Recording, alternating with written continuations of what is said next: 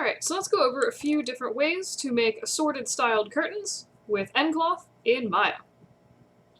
So this is just going to be kind of like a weird off-the-cuff tutorial. I have plans, but they're all insane as per the usual. So I'm going to show you, like I said, I'll try to do a few different styles of curtains. I'm going to try to do one where it's just like mounted to the wall versus another one that's maybe the sort of like hidden mounting with like the ties on it or something. We'll figure it out. It's going to be weird. It's going to be great. Alright, so I'm going to start out with these. I'll do, I guess, one type of curtain on each side because that seems like it would make sense. So for doing nCloth, you want to make sure that you have enough resolution in your mesh.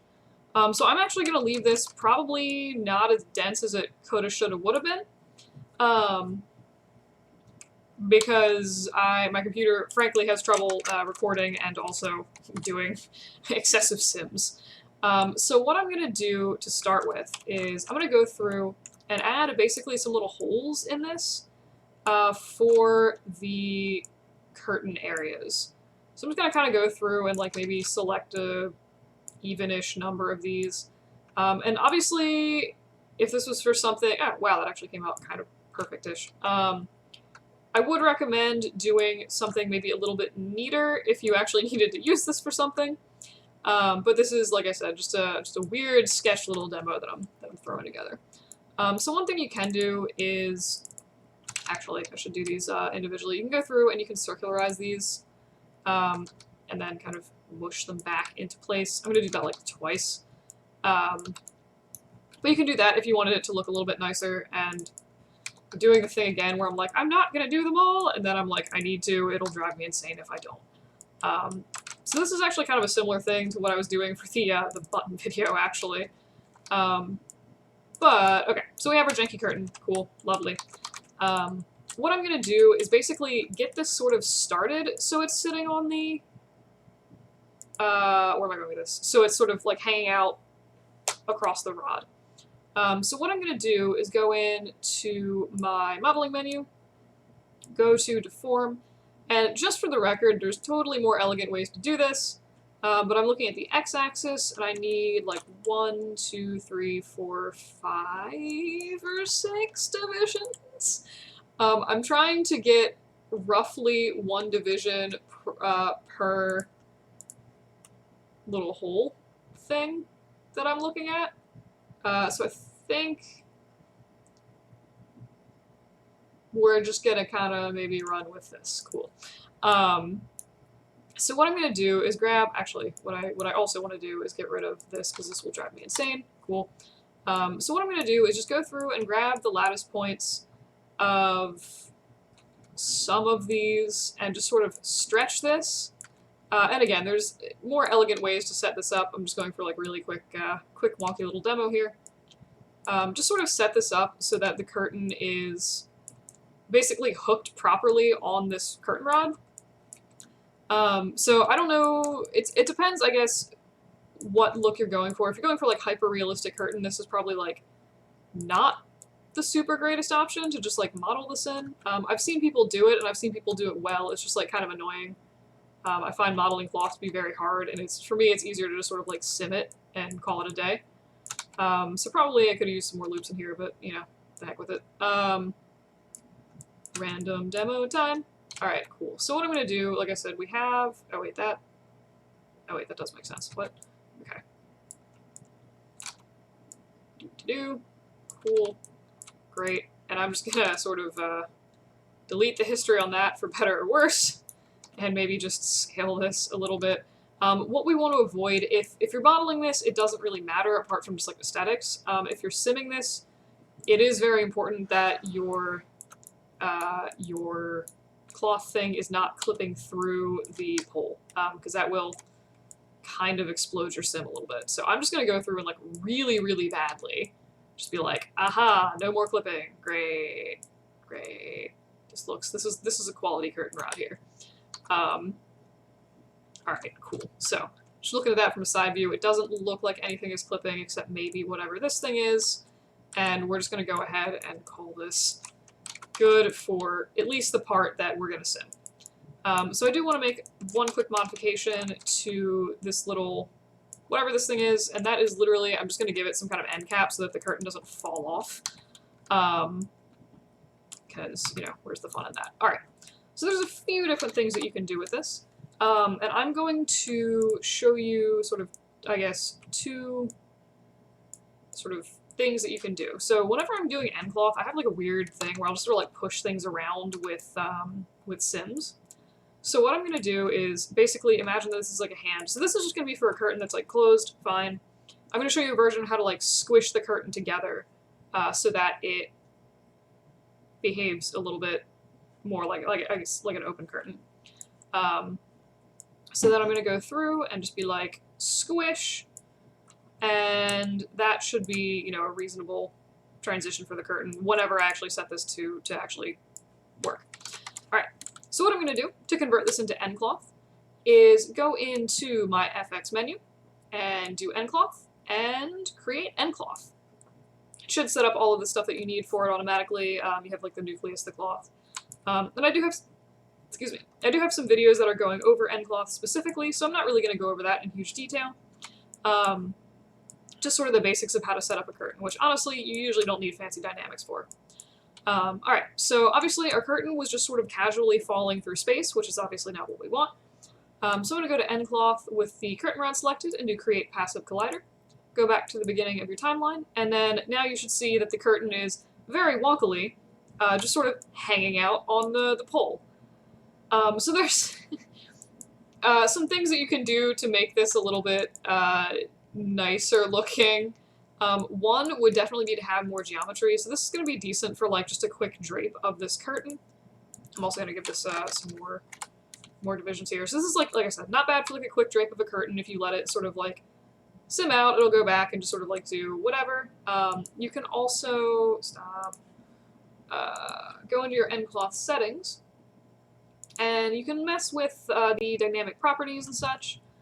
So you can do, let's see, compression resistance, stretch resistance. So if you turn stretch resistance down, you can get really weird with it, and like the fabric will like really start like oozing a lot at the top. So you can turn that down pretty low, just depending on what you need. If you turn it down too low, like to 0, it'll break. But you can see that like because we modeled this on this curtain rod, it is sort of like hanging out there. You can also change the compression resistance. In this case, since it's hanging, it's not going to hugely do a lot for that. But you could also make this much lower if you want, and that'll sort of make it harder. Like these circles will sort of remain more circular, if that makes sense.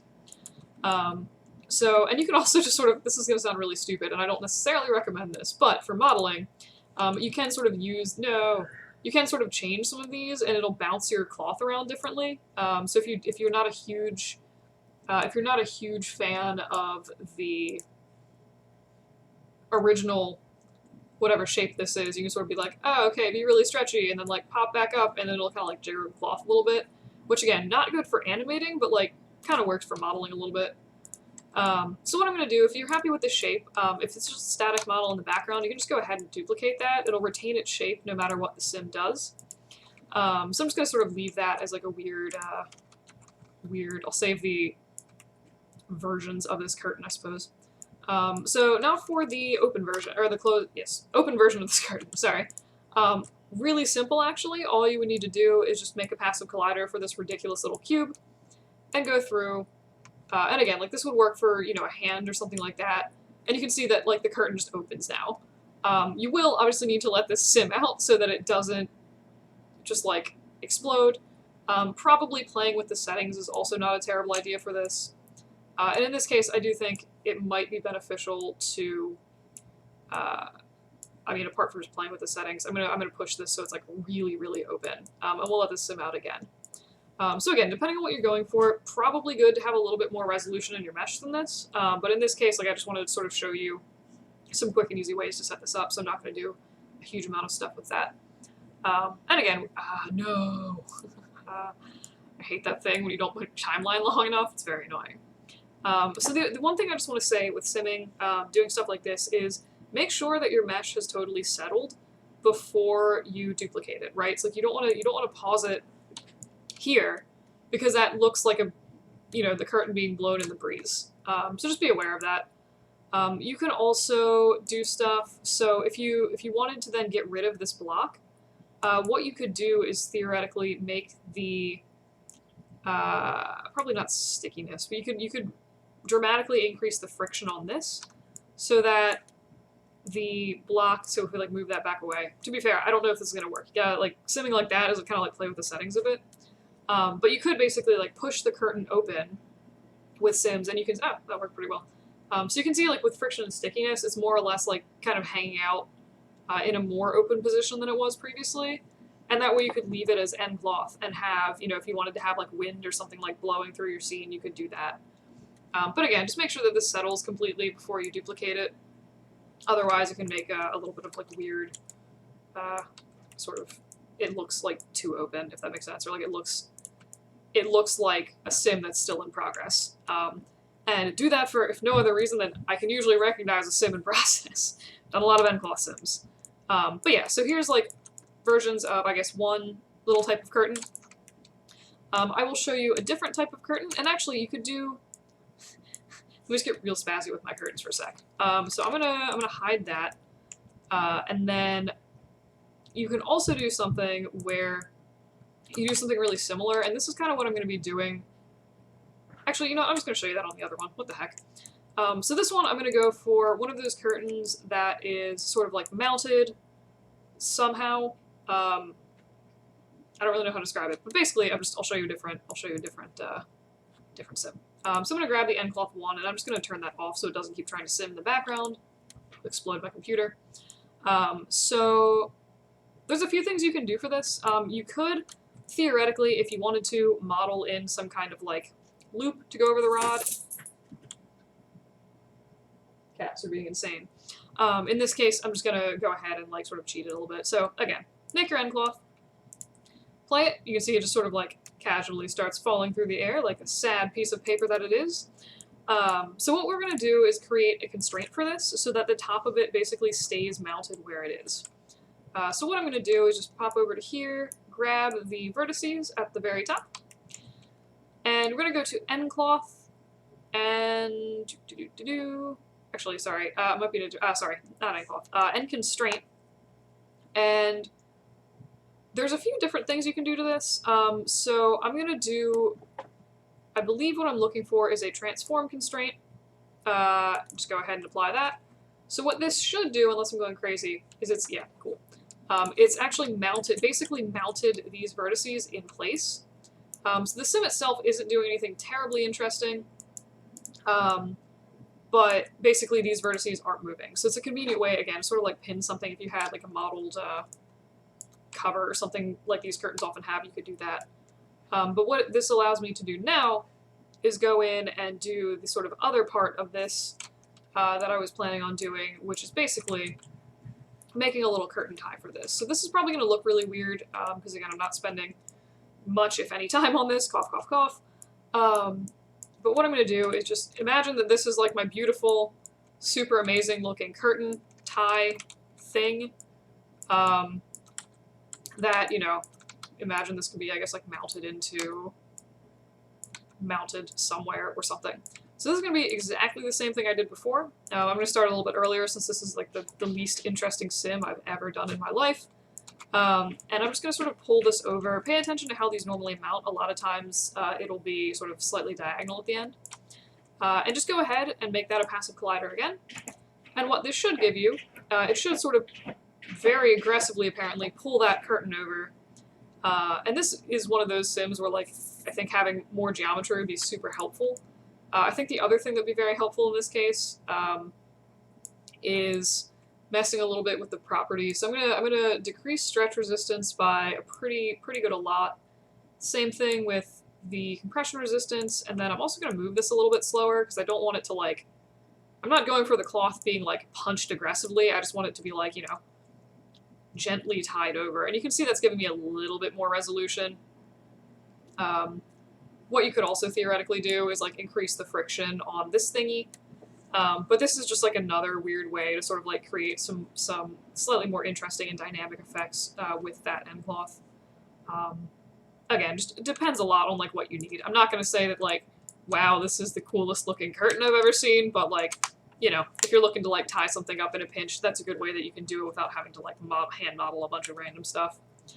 And I guess just for funsies, I'll show, that was really creepy, sorry.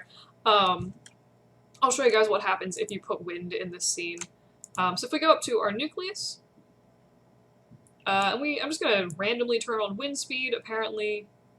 So you can have direction of the wind, which is like the X, the Y, or the Z. I'm just gonna make this, I think, like one along the X and one along the Z, question mark. So I think that would blow at like roughly a 45-degree angle, question mark. And I'm gonna just go ahead and like throw some kind of weird little wall behind here, because I think that would be, would actually be kind of helpful for the, actually, back with the walls. Nobody wants their stupid walls. Alright, so I'm gonna go back and also enable this sim. Go back to the beginning of my scene, and we're just gonna go ahead and sim them. So we can see that like now there's a little bit of wind, which is, shoot, I forgot about that thing. And it gets like a little bit weird and ridiculous, but again, if you have like actual walls and stuff set up to be passive colliders, you could get a little bit of just sort of like blowing breeze in the background. And that is probably the easiest way to make like nCloth curtains. There's some other ways to animate it with stuff like dynamic curves. Personally, I just like nCloth. I don't know, nCloth is like my favorite thing ever. But yeah, so you can use all of those random things. You can get really ridiculous with the wind speed and turn it up to like 38, and also add some noise. So noise in wind is basically, it's like the little swirls in wind. A little bit. This also would be really useful for like clothes hanging out. Oof. But you can see, okay, so that's actually a good example of the noise where it's not blowing like totally straight all the time. You can see it's like getting a little bit of sort of like floppy areas and like ripples. That's what the noise does. So it just kind of makes a little bit of variation. If I'm turning on wind speed, I usually will turn on noise. But this is also incidentally really nice for doing like, again, clothes on like laundry clothes or like anything like that. Pretty easy and relatively quick to sim. Also good for flags. But yeah, so hopefully that was helpful.